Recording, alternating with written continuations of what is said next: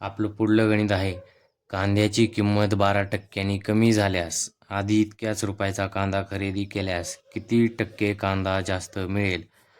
आता किती टक्के कांदा जास्त जास्त काढायचं म्हणजे पर्सेंटेजने जास्त इज इक्वल टू आर भागिले 100. जास्त काढायचं म्हणून मायनस आर गुणुले 100.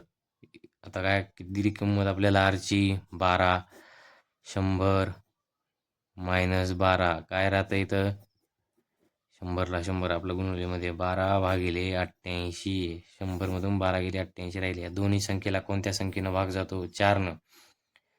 4 त्रिकोण 12 आणि 4 दोन्ही 8, 4 दोन्ही 8 गुणुले 100. आपल्याकडे राहतंय काय आता? 3/22 गुणुले 100. आता इथं करून घेऊ आपण. 3 गुणुले 100 300 वेगळ्या 300ला आता 22 भाग द्यायचा आहे. सरळ तर काय भाग जात नाही. आता उत्तर आपलं पूर्णांकयुक्त अपूर्णांकामध्येच येणार आहे. 22 भाग देऊन घेऊ. 22 एक 22. इथं पुन्हा पहिल्यांदा एकचाच भाग जाईल. उरलं किती? 30मधून 22 गेले 8. इथं झालं 80. 22 त्रिक 66. 4चा भाग जाणार नाही. 22 त्रिक 66. आता 80 बाकी किती राहिली आपली? 66 आल्यामुळं बाकी राहिली 14. तर भाग गेला 22चा.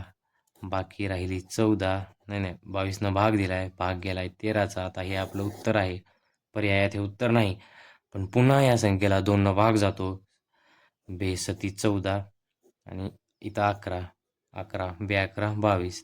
13 7/11% हे असेल आपलं फायनल आन्सर पर्याय क्रमांक 1.